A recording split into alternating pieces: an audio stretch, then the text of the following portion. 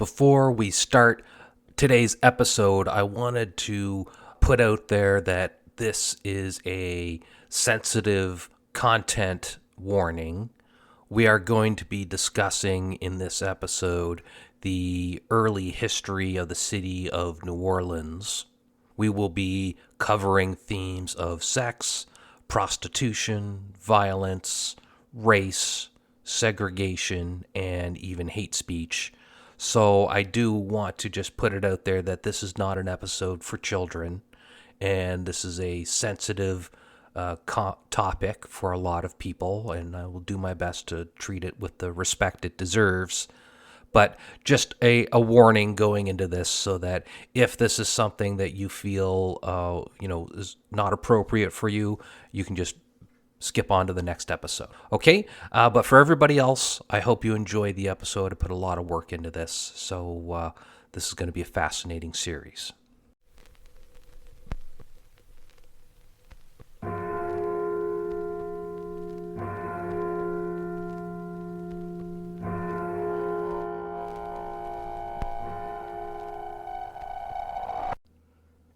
One of the things that I often struggle with when I'm putting the show together, an episode, is what do I do for an opening?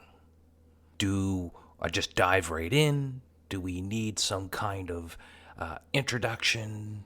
Something to just highlight what are we going to be talking about?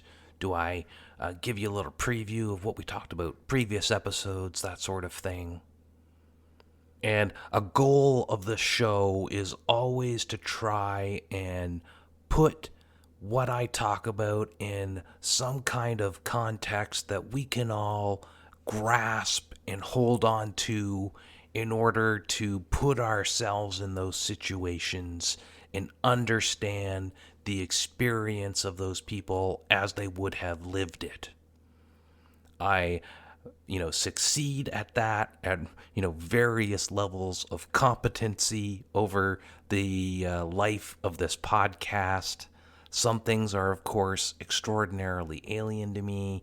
When talking about slavery in the time of Alexander the Great, we can't touch on what it was like so much, otherwise than we can understand, slavery is obviously a horrible experience. We can infer pieces of what the reality was based on comments other people write or mention. So you have to make some guesses and pull pieces of information together and maybe try to build some narrative around that you can relate to in some way so that you can understand somebody's lived experience. But there are some things, some experiences, which I am unable to grasp and yet are so important they need to be talked about in some way. They need attention to detail put to them, and the first half of this episode is one of those things. And I will never be able to understand the stress and fear that the people will live through that I am about to describe. But I will do my best, and I hope you take a care and listen to it and try to understand that and put it into the entirety rest of the series that we are going to be talking about, because it will be on the psychological mind of the lives of everybody that I will be talking about from here on out. So, without further ado, let's dive into the episode now. When we last left off, we had just finished talking about the very first of the reassertion of the segregationist laws, the white supremacy of the first of the Jim Crow laws, the separate but equal clause that would, eventually make its way into the Supreme Court. We'd also mentioned about a man named Robert Charles who would make his way into New Orleans and leave a distinct mark on the city. Robert Charles, he was a former railroad maintenance worker from Mississippi. He wore nicely tailored clothes. Those that knew him personally described him as a man with a quote unquote an air of elegance about him. He loved to wear a black bowler hat and he had a neatly trimmed mustache. By all accounts, despite his background struggling to keep work in a racially segregated society, he was reported to be a peaceable man who had an air of being a gentleman about him, and he was often described as intelligent and bookish. And yet, despite his gentlemanly attitude, his well-groomed appearance, his finely tailored clothes, he found it difficult, as any black man did in that era, to keep their cool under the increasing racial pressures of segregation in the 1900 New Orleans. And he became, as many did, increasingly frustrated by the social injustices around him. Robert Charles had lived through the crushing Jim Crow laws being asserted, and that followed the Reconstruction era in the South.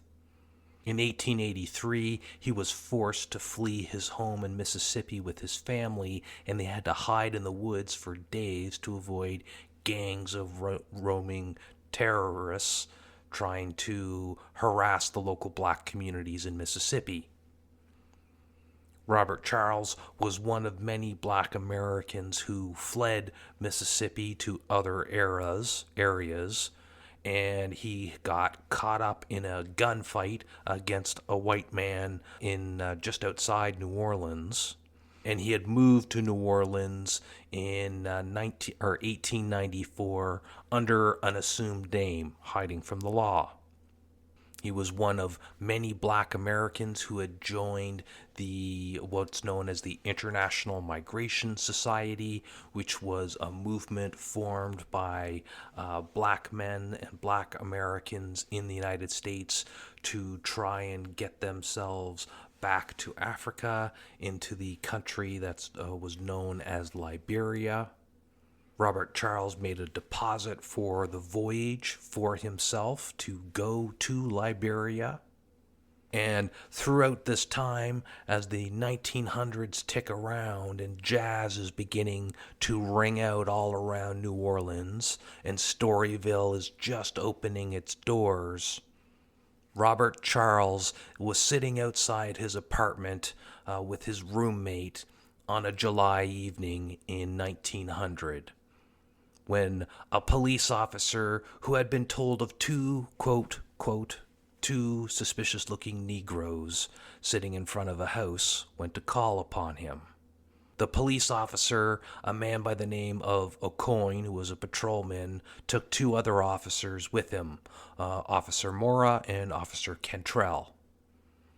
And as they went to investigate the complaint, they found Robert and his roommate sitting on the steps of the apartment and demanded to know what they were doing.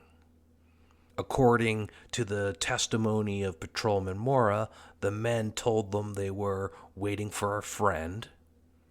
And Mora testified that after that, Robert stood up, which he took as an aggressive move, and he grabbed Robert.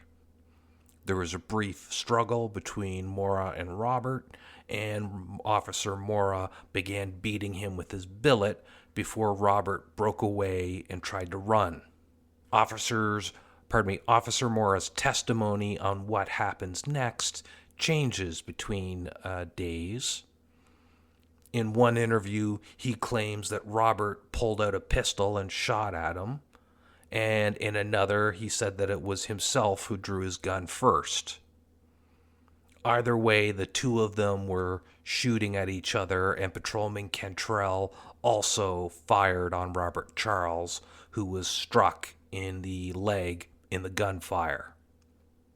Robert managed to run off in the exchange, and within the hour, Robert's roommate, who had sat there during the whole exchange, was arrested on a bogus charge of shooting at one of the police officers.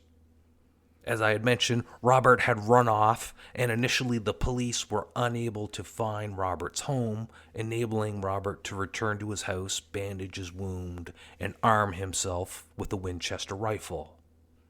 At around 3 a.m., the police captain, by the name of Captain Day, along with 6 officers, rolled up to Robert's house in a police wagon. Captain Day took 3 of the 6 officers with him and ordered the other 3 to stay with the wagon.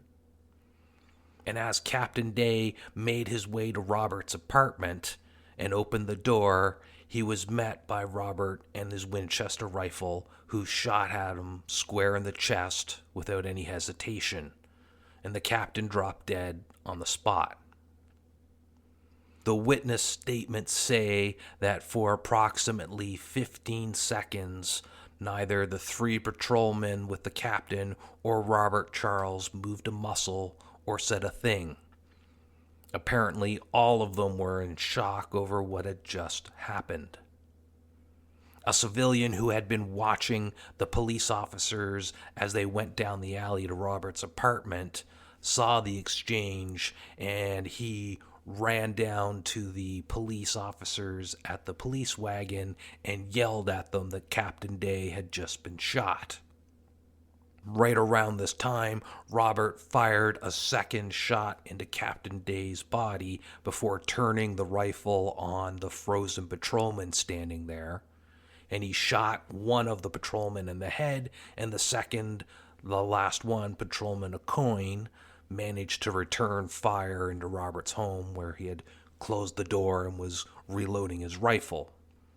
The 2 surviving patrolmen who were with the captain managed to run into a nearby house and hide while Robert was reloading his rifle.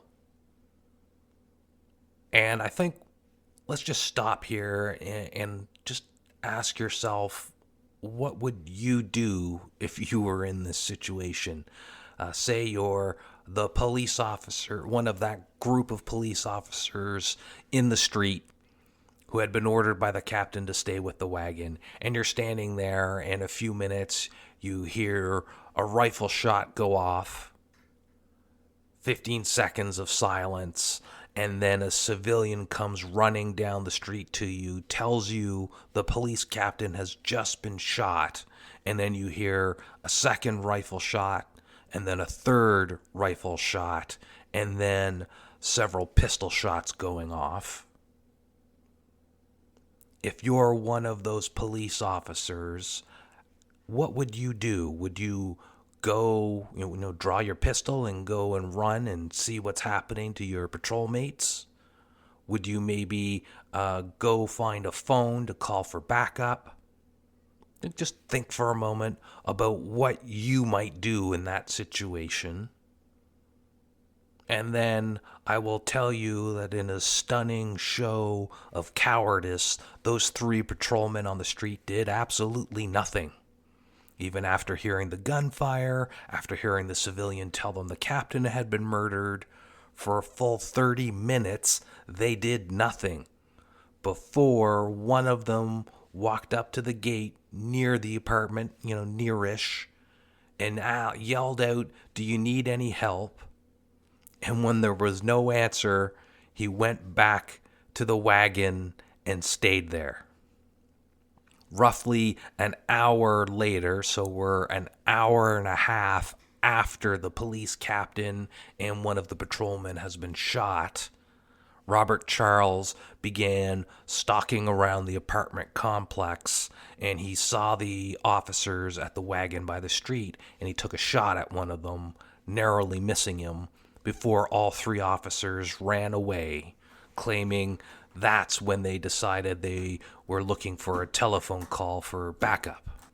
By 7 a.m., the 2 police officers that had been hiding in the nearby home crept out to see that Robert was gone, and every police officer in the city was on the scene and in the neighborhood looking for Robert Charles, who had managed to slip away. Gangs of civilian white men began forming, and they started to ransack that neighborhood looking for Robert. When word reached the mob that Robert was hiding nearby in someone's backyard outhouse, they poured over 100 rounds of gunfire into it, only to find that there was no Robert in there. And as rumored spottings of Robert spread over and around, more and more wider parts of New Orleans began attracting vigilante groups, sprouting up and indiscriminately tearing about homes and neighborhoods looking for him. By noon, the largest manhunt in the city was underway, greater even than the one that had surrounded the murder of Chief Hennessy from 6 or 7 years earlier. And they were turning the city into a zone of chaos. Public order was quickly breaking down as roaming gangs began ransacking private businesses, buildings, homes. They were stopping trains and ferries, searching for him. And by the next day, the frustration at not having found Robert Charles yet began to take its toll on the white population, who started venting their frustration on the city's black population, or even at any white person who showed even the remotest sympathy with Robert, with the police even going so far as to arrest a local visitor from New York who had suggested that Robert may have shot at the police in self-defense. News began trickling in of roaming bands of mobs attacking black men and women at random. The newspapers began blaming black people in general for the crime of Robert Charles, and an editorialist and notorious racist by the name of Henry J. Hearsay all but called for the city's white population to retaliate in kind. By Wednesday evening, a mob 2,000 strong formed in Lee Circle in New Orleans under a Confederate war monument, just like the rally that had resulted in the murder of the Italian defendants in my last episode that was surrounding Chief Hennessy's murder. Several people gave speeches to rile up the mob, urging them on to violence. And a local journalist by the name of Ida B. Wells, who was capturing the event, wrote of the mob, quote, "The mob turned its attention to the other colored men who happened to get in the path of its fury. Streetcars were stopped and overturned, black passengers taken out and beaten or shot, with cries of kill the Negroes and shoot them down being freely used." End quote. The mob tried to break into the prison that was holding Robert's roommate, and unlike the mob that had attacked the same prison during the Italian riots, the police managed to hold the mob at bay. Then the mob moved on to easier targets. They began to make their way into the new Storyville district, and they started ravaging and ransacking any black establishments that they could find. As the mob made its way to a club called Big 25, jazz musician Buddy Bolden and his band happened to be playing in the club that night the mob was going on its riot. And as they heard the first shouts and gunshots from outside, the people inside the club began to panic, rushing over the stage to get out the back door behind where the band was playing. People were crushed in the mob. Several of the band's instruments were reportedly destroyed in the rush to clear out. Tables and chairs were destroyed. People were just hurt just in the crush of mobs trying to get away from the white mob outside. And as Bolden and his bandmates and the patrons from the club managed to get into the back alley, they found that the alley was already filling with several of the rioters.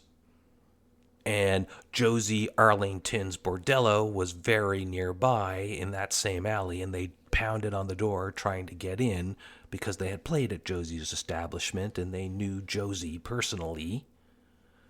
Josie slammed the door on them, locked it, and sent them on their way to keep the mob from going into her own establishment. Buddy Bolden and his band managed to escape, some of them without even the shirts on their backs, leaving their wallet, anything of value nearby to slow the mob down as they ran to a friend's house and locked themselves inside to escape the mob violence. In the aftermath of the riot, 3 black men had been murdered, 6 more were critically injured, and around 50 or more had minor injuries, including 5 whites that were either shot by mistake or beaten for objecting to the violence. Fearing a second day of mob violence and complete order breakdown within the city, the mayor called for a volunteer police force to quell any of the violence. And over 1,500 volunteers showed up, and they brought the city to a standstill as virtually all black and white workers stayed away from their jobs, safely locked up in their homes, fearing roving bands of mobs running around. According to the journalist I was talking about earlier, Ida Wells, who recorded the event over several days, the reason for the volunteer police force was not due to any kind of wish for racial harmony, but rather because the outside investors in the city began pulling their money from the local securities exchange. And so they made efforts to effectively save the city's credit rating. By Thursday evening, in addition to the 1,500 volunteer policemen, the state militia from Louisiana were arriving in the city to enforce Order 2. But by that next day, 2 more black people had been killed and a further 15 suffering severe to moderate beatings and or gunshots. After 3 days of increasing violence, the 1,500 volunteer police force, as well as the Louisiana State militia, had begun to restore some semblance of order to the city, but still Robert Charles had managed to remain hidden through the whole riots. By that Friday, though, a police officer was following up on a tip and began making some inquiries, going house to house in the area where Robert Charles was actually holed up. Thought that perhaps they had found some relatives of Charles that might know where he was, that were living in the neighborhood, and so they were canvassing the area. Robert, who was holed up in a house there, had witnessed the 3 days of random violence, and having witnessed the Italian mob violence from just a few years ago, was certainly under no delusions about whether or not the police intended to attempt to take him alive or allow him to explain himself in front of a judge. And as the 3 policemen began searching the homes in the area, Robert shot and killed 2 of the officers as they were searching the home he was staying in. With his leg still injured from the shooting from 3 days ago, and knowing there was no escape, he had turned the upper floor of the home into basically a sniper's nest. And as the gunshots rang out, mobs began forming around the home as people realized this is where Robert was. Robert began shooting into the crowd indiscriminately. He hit a 19-year-old Arthur Brumfield in the hip, and as Arthur was trying to crawl away while the crowd was scattering, he shot him in the second time and killed him. But within a short period of time, all the police, the state militia, hundreds strong white armed mob had the home and neighborhood surrounded, and they were firing indiscriminately into the house where Charles was. Charles was moving side to side to each area of the house, firing back at people. Charles had managed to seriously wound a total of 24 people in this gunfight. Eventually, one of the officers set fire to a mattress in the basement of the house he was staying in, and when the house began to fill with smoke and eventually catch fire, Charles was forced to make a run for it. As he attempted to get into a neighboring home, he ran into other armed men with a medical student named Charles Norret there. Charles was a member of the volunteer police force, and he was the first one to shoot Robert. The rest of the group that was with him quickly joined in, and Robert was gunned down right then and there. Reports say that as more people rushed to the scene, they poured their own gunfire into Robert's already dead body. And as more police officers and locals continued to desecrate his body with additional gunfire, and the police only finally putting a stop to it when someone tried to pour kerosene on his body with the intent to set it on fire. The death of Robert Charles triggered another night of bloody violence against the blacks in New Orleans.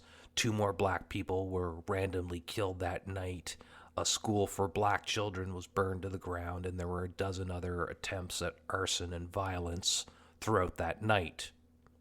As Robert Charles' last stand would become known as the Saratoga Street Standoff, author Gary Christ points out that the underlying message was that, quoting Gary, the days of even moderate racial tolerance in New Orleans were officially over, end quote. And as the post-riot investigations wrapped up, just as in the Italian riots from only a few years ago, exactly 0 people were indicted from the mob violence. A few police officers that were accused of cowardice were dismissed from the police force, but that was basically it for punishment for anybody involved in the violence against the black people of New Orleans during the Robert Charles Riots.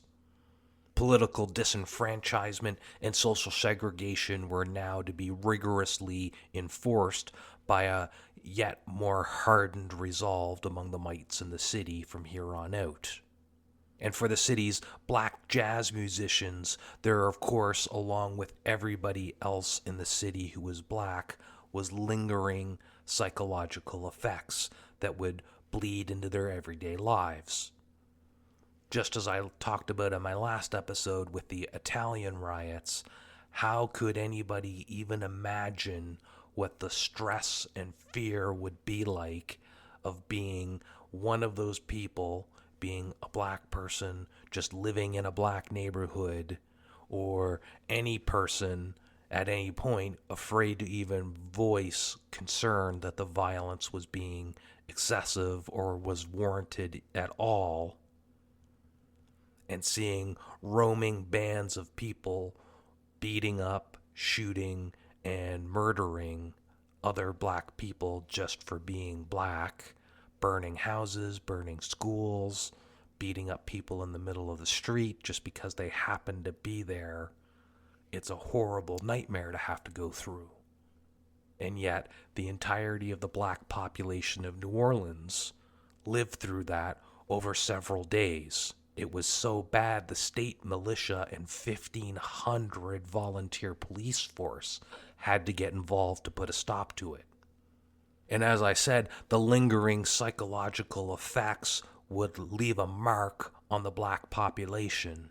One jazz musician put it, a musician by the name of Louis Big Eye Nelson, who lost his father in the Robert Charles Riots, said when talking about the event, quoting Louis Big Eye Nelson, "When they showed him to me, I knew him. It was my daddy. They had snatched him off his meat wagon down at the French market and killed him. Was I angry about it? Well, sure, I was. But what could I do? It just wash away. It all just wash away." Couple of days later, I was back there at 25s playing harder than ever. End quote. Nelson, when talking about the event, how it shaped his music, he said, quoting Louis Nelson, "You had to shove in crying whenever you got the chance." Robert Charles, in the months and years following the event, grew to a kind of folk hero status in New Orleans' black community. Stories surrounding his exploits, inflating the number of officers killed, that he had managed to escape and was living in secret, or was secretly assassinating racist police officers, throughout the city or throughout New Orleans and Louisiana in general.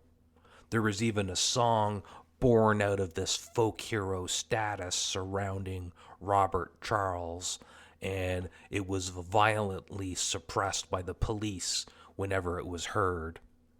Jelly Roll Morton, another famous jazz musician from this era who was just a teenager during the riots, he said that he recalled the song later and that it was a popular song, but it was best if you forgot it because of the violence it brought from the police whenever the police heard people singing it. So in the span of, 10 years, less than 10 years, we've had two major racially motivated riots. First against the Italians in the wake of the death of the chief of police. Then against the black community in New Orleans over the death of another police officer. In both instances, there was citywide riots, thousands strong, racially motivated, against one or more of these groups. Over the last few episodes, we've been painting a picture of what was life like in New Orleans leading up to the Storyville era.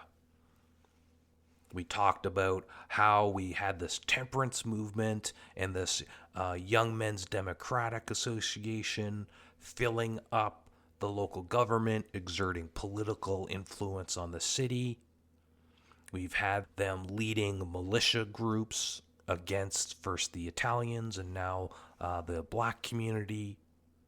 So we've had a growing control of this. We've had the Jim Crow laws coming into place, the separate but equal laws that will happen, and enforced racial segregation by law.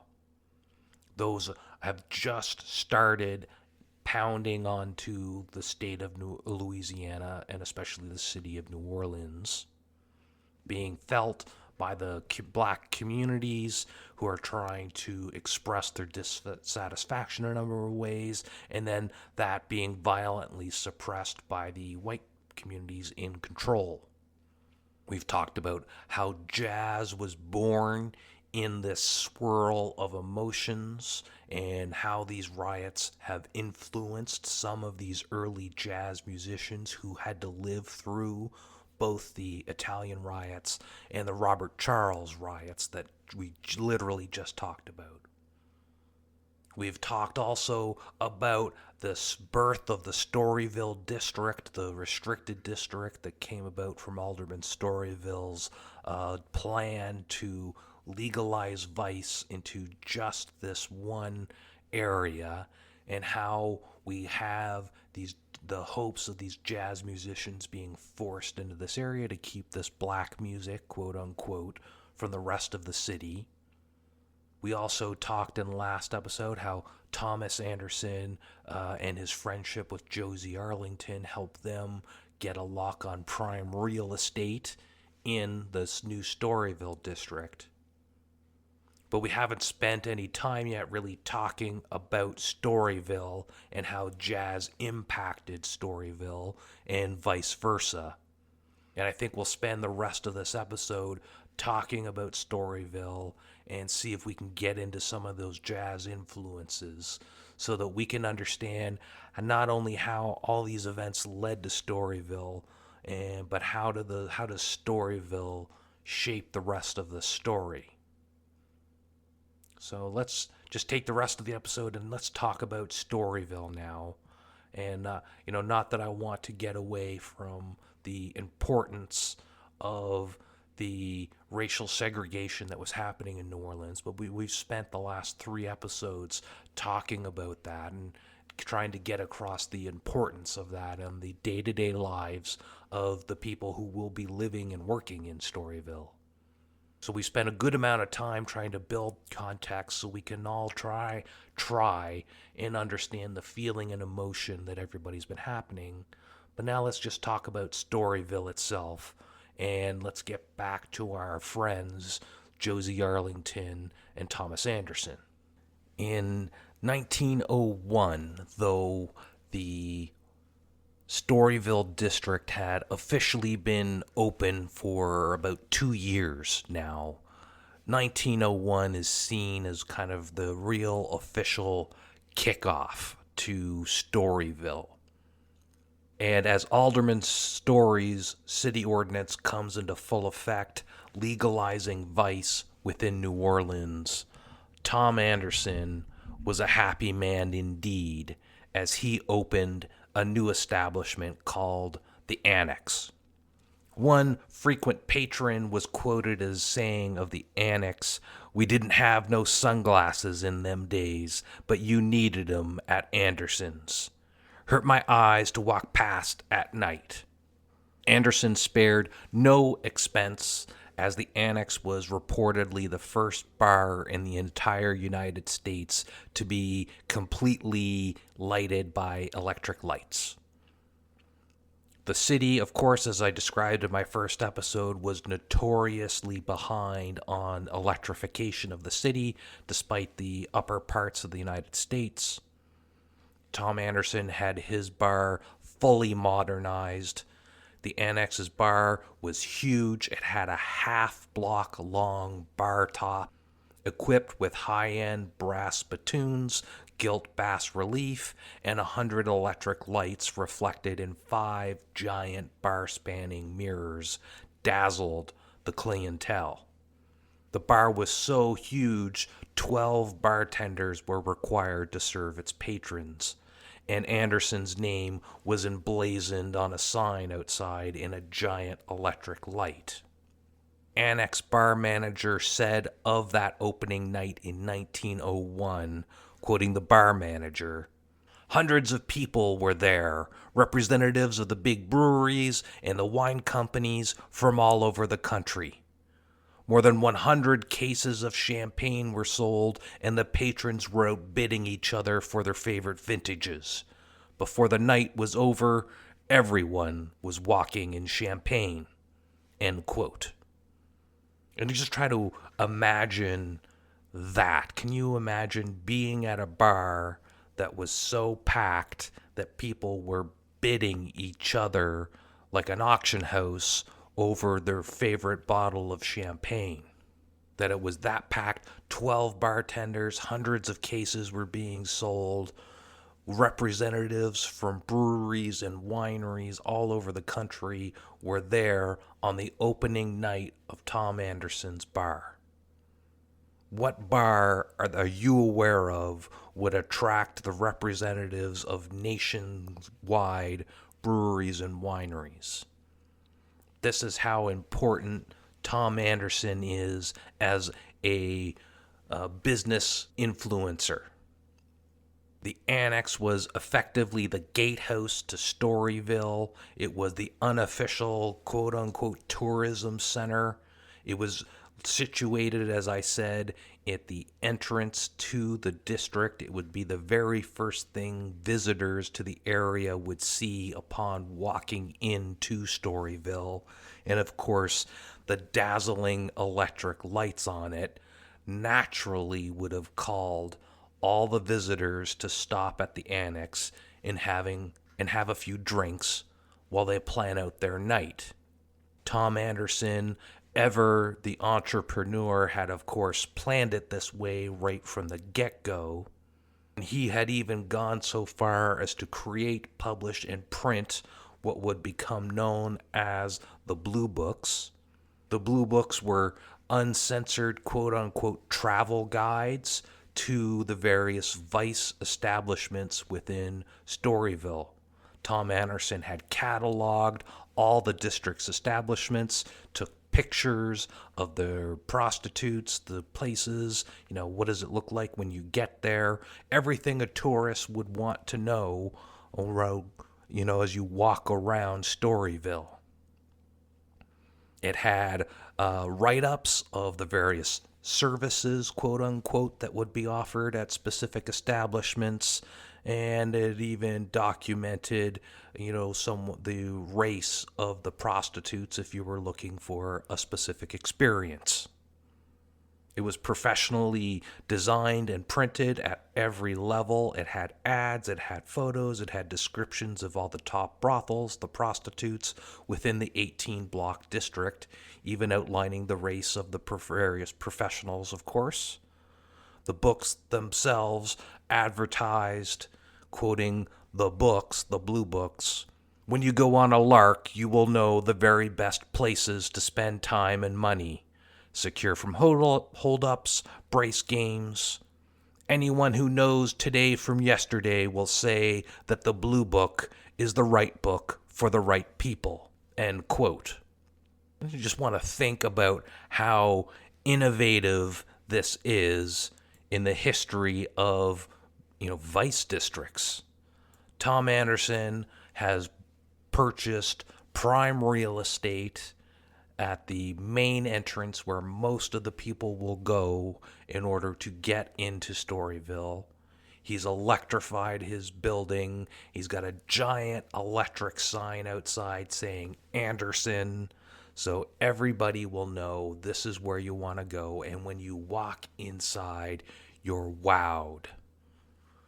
Giant, half-block long bar, high-end brass taps, gold gilded relief. This is the start of the Gilded Age of the United States. Excess is everywhere. Anderson's was all about that experience. And in order to encourage people to visit his spot, he, developed the Blue Book. You walk around, you take pictures, photographs, expensive at the time. Had them printed up, had write-ups describing everything. If you and the boys want to get together and, geez, I'm going to visit New Orleans in 1901. And I've never been there before, and, I've heard about the Storyville district. It's legal to go see prostitutes there. We're going to go listen to this new thing. It's not called jazz yet, but, there's a new music there that you've heard about.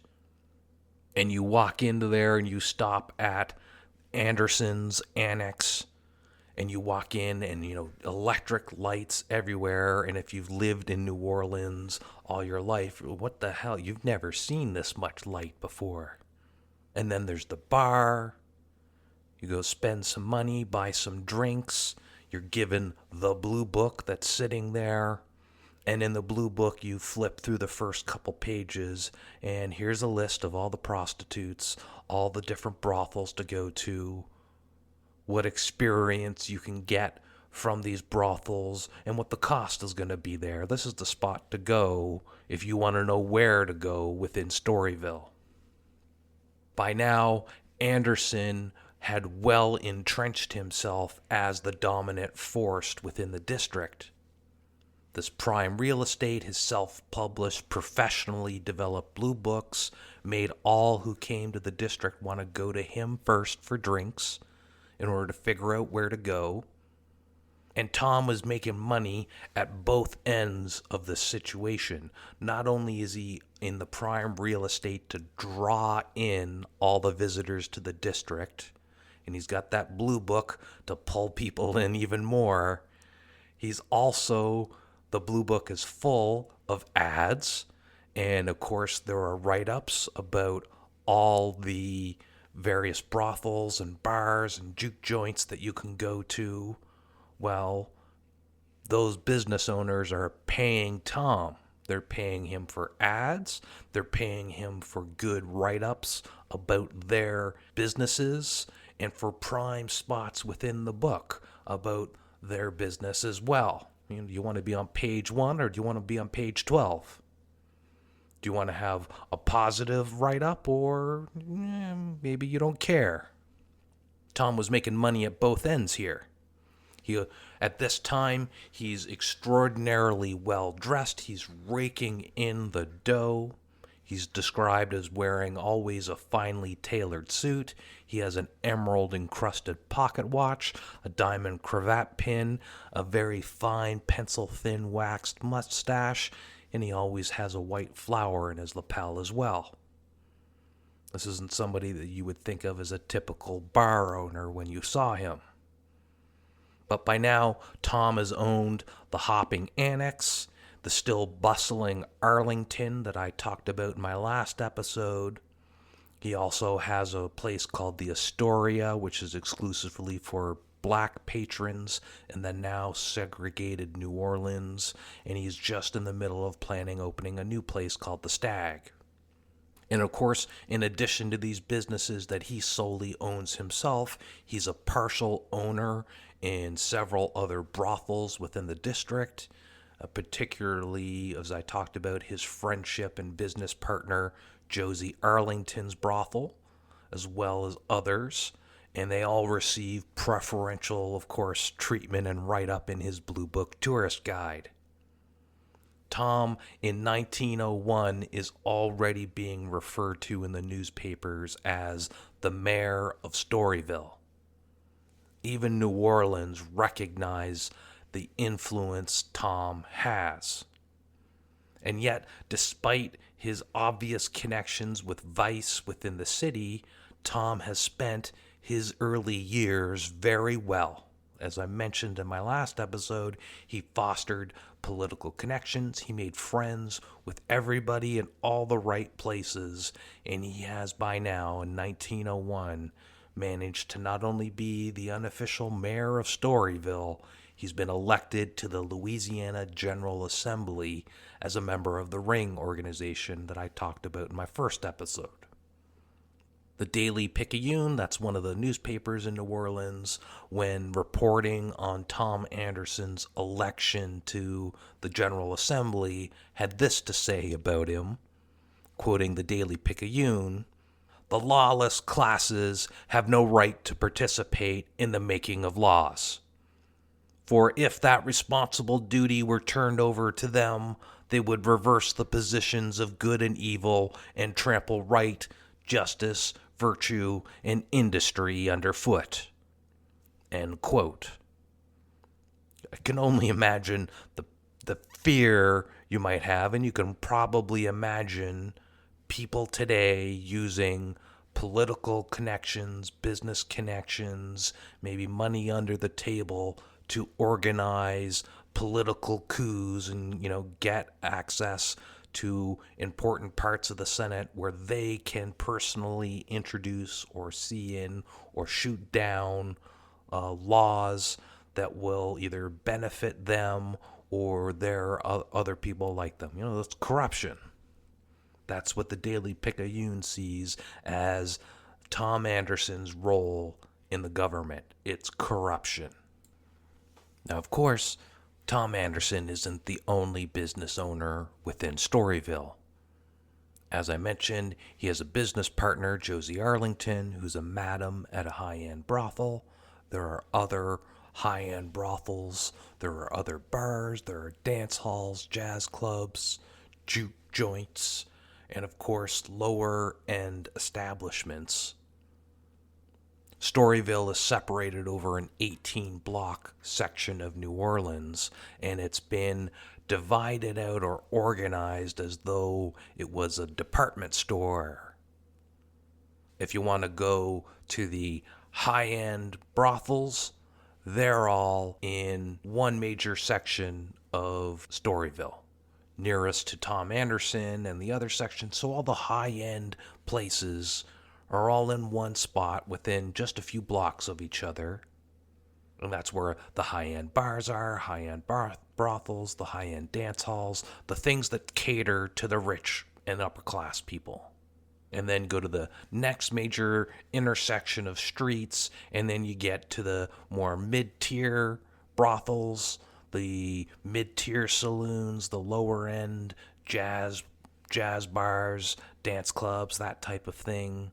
Then you get the very lowest end of the kind of white class services. And of course, we're in the era of segregation. So at the very worst end of the district, the one furthest back from where everybody is, that's the section that caters to black patrons. There were also, according to author Gary Christ, sections of streets that contained what were referred to as cribs. These are low-end, one-room shacks staffed by kind of rougher, lower-end prostitutes, often standing half-clothed or sometimes fully naked, advertising their wares in the most obvious way possible. The back streets were where the few black brothels existed outside of the unofficial black Storyville, which was located at the other end of Canal Street. And of course, prostitution was not often, in all circumstances, a voluntary choice of life for the prostitutes. There were those who worked in the higher-end establishments. They could expect to be well taken care of. They could make more money than what most of the other women in America could expect. And despite the unfortunate demands on their bodies, they could live a somewhat reasonable lifestyle away from the horrendous working conditions and the low-paying workhouses, factories, and domestic service jobs that was the only other opportunity for a woman to get a job that she had to work. In other establishments, of course, there was sex trafficking involved. Underage girls and boys were forced into it, and as well as people who had desperate living situations were forced, often in a no-choice scenario, to choose between either starving to death or living as a prostitute. For all the golden gilding within the high-end brothels or Anderson's Annex, it was undoubtedly a degrading experience for many of the prostitutes within the legalized vice district. Josie Arlington, who runs one of these high-end establishments that I talked about, is just a few doors away from Thomas Anderson's Annex. She ran a brothel out of a 4-story large mansion. It had canopied balconies, domed cupolas, an interior decorated with leather furniture, tapestries, oriental statuary. It's a snapshot of the Gilded Age. Excess was everywhere. Rooms were entirely decorated with mirrors. There was a room dedicated just to music. Themed parlors, decked out in Turkish, Japanese, or Viennese styles. Brass bedrooms. This is excess. It's when you think about, the Gilded Age, the excess, the lights, the drinking. This is what this place is represented. This was the very start of that Gilded Age. Tom Anderson's Blue Book referred to Josie Arlington's brothel as, quoting the Blue Book, absolutely and unquestionably the most decorative and costly fitted-out sporting palace ever placed before the American public, end quote. Josie and Tom raked in the profits from this, not only from the sex workers, but from the high-end liquor sales she plied on her patrons while entertaining them. The brothels that ran, that people like Josie ran, the high-end ones, they made money in two ways.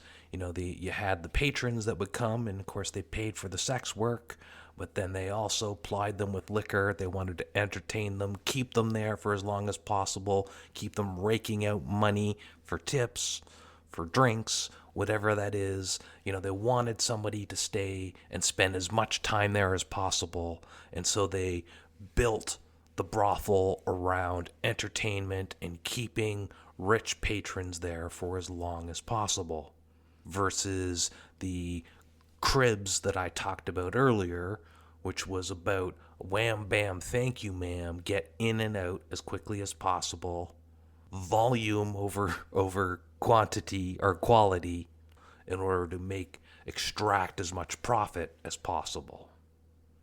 One jazz pianist who frequently played in these high-end brothels had this to say, quoting the pianist: "They had the most beautiful parlors with cut glass and tapestries, rugs and expensive furniture. They were just like millionaires' houses, and the girls would come down dressed in the finest of evening gowns, just like they were going to the opera. They were just beautiful. The hairdos were just so, and I'm telling you that Ziegfeld didn't have any more beautiful women than those. Some of them looked Spanish, some were Creoles, some were brownskins, some were chocolate brown, but they all had to have that figure." End quote. Now, Josie, of course, isn't the only enterprising madam who owned and ran her own high-end brothels. There were others. One of them, a madam by the name of Lulu White, ran a brothel just a few doors down from Josie that specialized in high-end black prostitutes. And Lulu herself had been born on a plantation as, a family of slaves, and she had come and started this own place. Louis Armstrong would later say of Lulu's establishment, "The champagne flowed like water there." Lulu was often seen in extravagant gowns and wearing so many diamonds, people said she dazzled like the electric lights on the street. In 1901, the prostitutes in Storyville fluctuated from between 1,500 to 2,000 within an 18-block district, depending on tourist season. Music, as much as sex and alcohol, was part of the blood that kept Storyville pumping. According to Pops Foster, music was the excuse for all events. All over New Orleans, quoting Pops Foster, on Saturday night there'd be fish fries. To advertise, you get a carriage with the horses all dressed up, a bunch of pretty girls, and then the musicians would get on and you'd go all over advertising for that night. The fish fry that had the best was the one that would have the best crowd, end quote. The resorts on nearby lakes close to New Orleans were popular destinations for weekend crowds, and the crowds would always gather around the music pavilions to hear the jazz band playing. And as Storyville became a bustling spot in the early 1900s, though venues within Storyville became prime locations for the very best jazz musicians. Buddy Bolden and his band were always popular attractors to bars, and Tom Anderson's Annex was soon forced to start having its own jazz trio and soon hopping to larger jazz bands, playing at all hours to keep the crowds in from going to other jazz bars. The high-end brothels, the ones whose kind of business plan revolved around keeping patrons there for as long as possible, would soon adopt the status quo of must having the best jazz pianists playing at all hours. This is where the likes of jazz pianists and jazz players like Tony Jackson, Clarence Williams, and Jelly Roll Morton would eventually hold regular court, opening up to the higher-end white patrons that catchy sound of jazz and offering those early second and first generation jazz innovators good stable pay to play music all day long. Likewise, the racial segregation of the Jim Crow laws were being rigorously enforced since the Robert Charles Riots just a year or so earlier, forcing those previously higher end and more educated Creole classes that were initially not seen as the same as the African American black population. They were now legally classed the same, and it kind of forced the more traditional music education of the higher end Creole classes to mix with the new rough jazz sound that was born from that last decade. The self-taught musicians were mixing with the more classically trained established Creole bands, and they were forced to compete against each other. The Creole bands forced to innovate as they couldn't get jobs playing music for other higher-end white establishments. Instead, they were forced to compete against Buddy Bolden and his jazz sound, and they were forced to innovate in bringing that classically trained ear and that twist to the raw and ratty jazz sound Buddy Bolden was known for. Many of those world's greatest early jazz musicians, like Louis Armstrong, Sidney Bechet, Kid Ory, they either played with, listened to, or were deeply influenced specifically by Buddy Bolden and his sound. Unlike Sidney Bechet or Kid Ory, Jelly Roll Morton had a disdain for Buddy Bolden, and he had grown up amongst that Creole class that had looked down on the blacks in New Orleans. Before the grim Jim Crow era, he had a casual disdain for that jazz sound, calling anyone who played the music, quoting Jelly Roll Morton, uptown Negroes. But that crush of segregation, legally forcing Creoles and blacks into the same segregated communities, competing for the same jobs, forcing them all to play and adopt to the sound that everybody was clamoring for and asking for. Jelly Roll Morton was forced, like the other Creole musicians of the era, to take in and respond to that demand for that new sound as the work prospects outside of jazz dried up. Morton was a prolific pianist. He developed his own blend of that piano-based ragtime dance music. You know, it's not called jazz yet. That's still a decade or so away from being officially branded jazz. Jelly Roll's sound was described as a combination of blues and Spanish tinged, and he would eventually lay his own claim to that jazz sound. At 15 years old, Morton was offered a position playing at one of those Storyville high-end brothels as a regular pianist. Commenting on his first nervous night playing there, he had this to say: "Money was plentiful, and they tipped me about $20. And of course, fearing from the backlash from his family, you know, that Creole family, the slightly higher end class that looked down on the black communities and certainly looked down on anybody working for or in and around those brothels as working in kind of a sinful manner. He told his family, his grandmother who he lived with, that he had to switch jobs to a night shift at his regular job in a barrel-making factory, of course, instead playing the jazz piano at these high-end brothels all night at 15 years old. Jelly Roll Morton, who lived through the prime of the Storyville era, had this to say describing those early years: "Lights of all colors were glittering and glaring. Music was pouring into the streets from every house. Women were standing in the doorways, singing or chanting some kind of blues.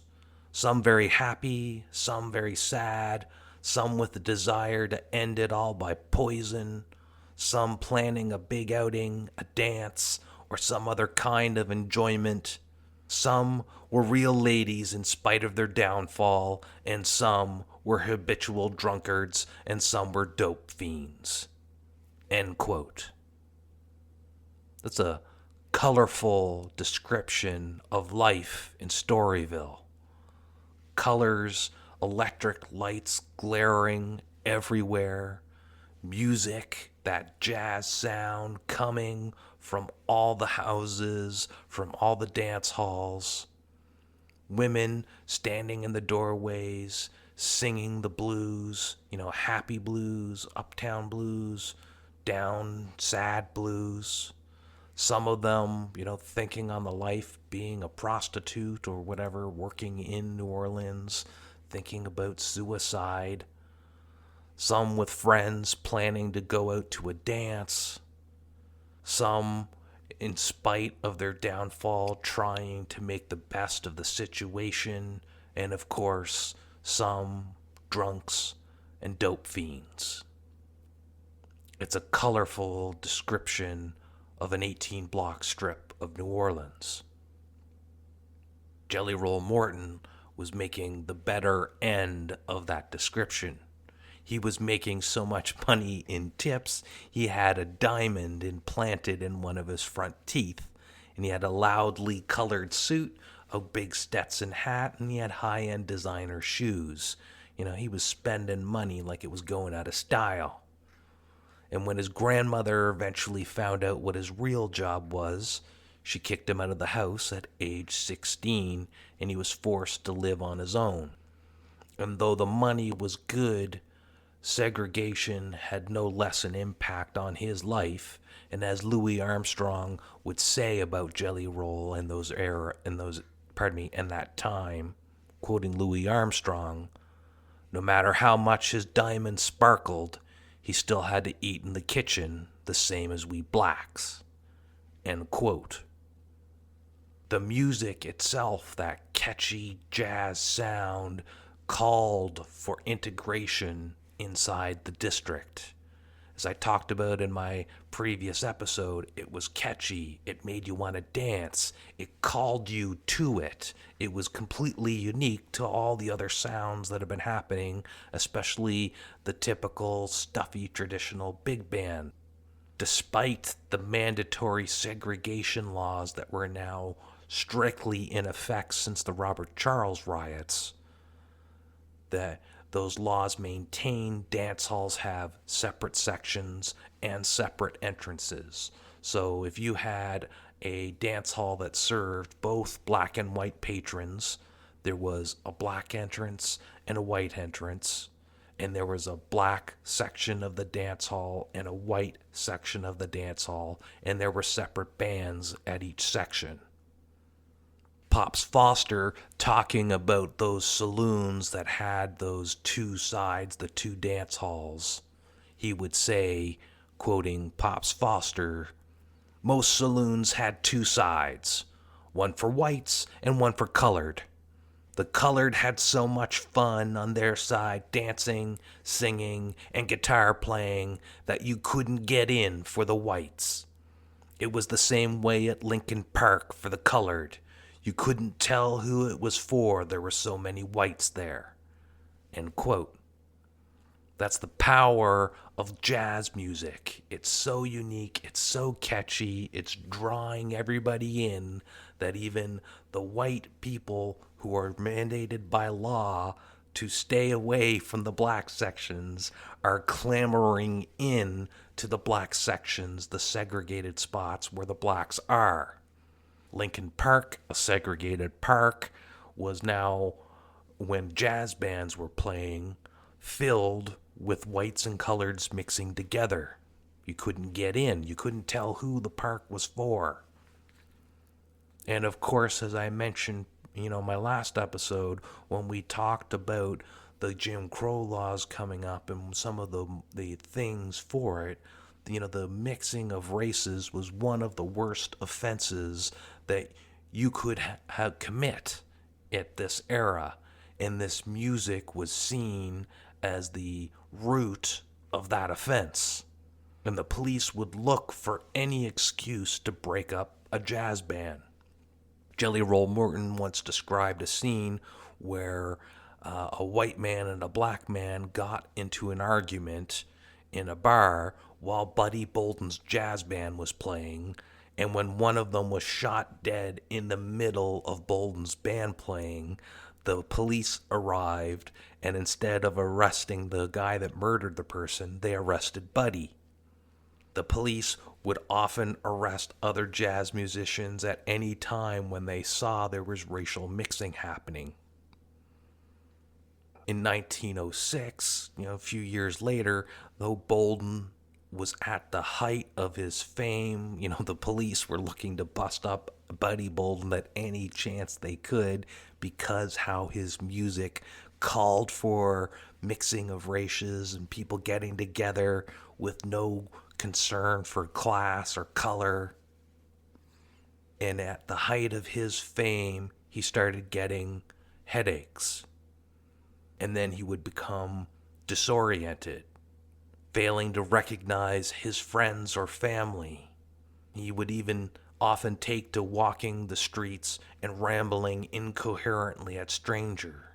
Buddy's condition deteriorated rapidly. Within a year of 1906, he would soon get kicked out of his own band because he would forget to pay his bandmates one too often.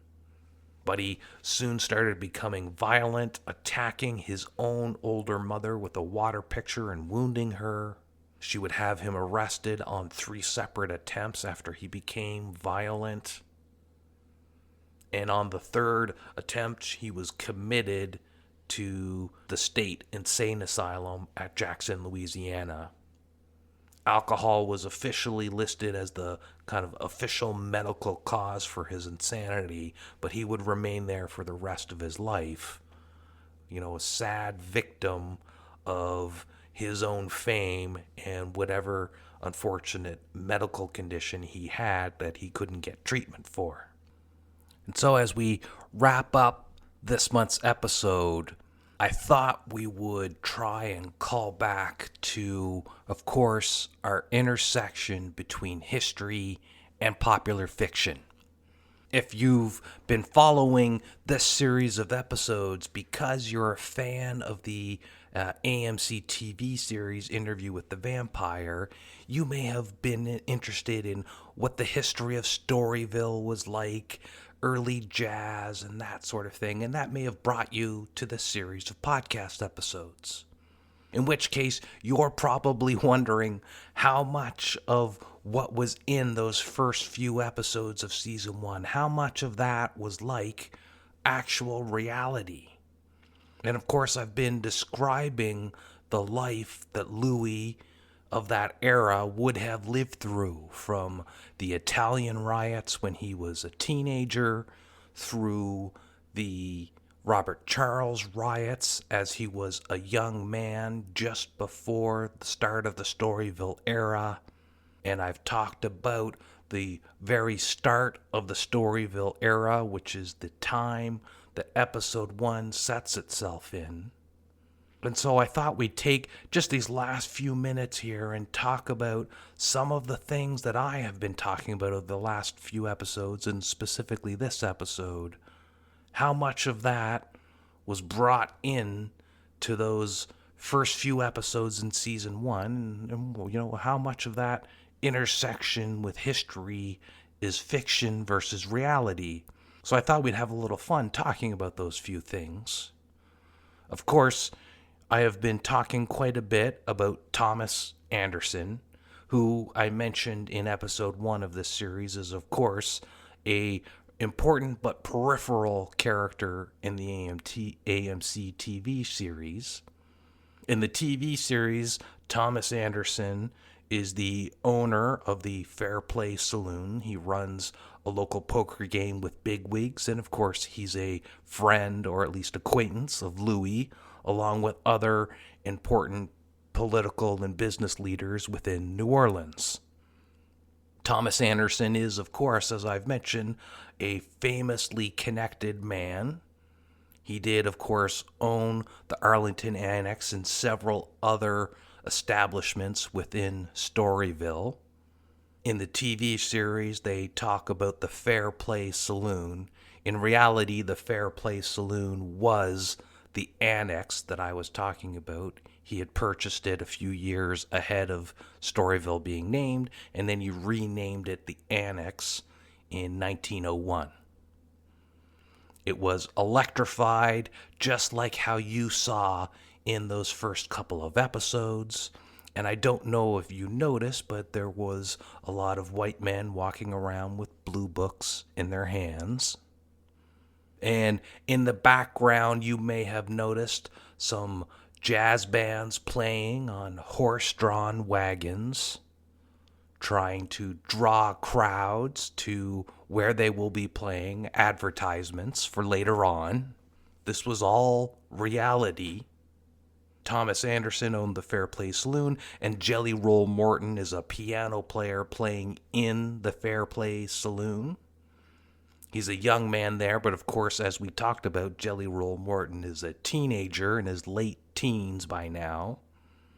He's making good money playing at the high-end brothels as a regular piano player.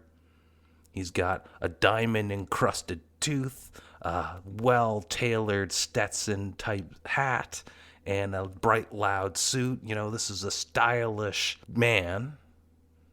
And, of course, Louis is an enterprising young pimp who owns establishments that Louis specifically called efficient.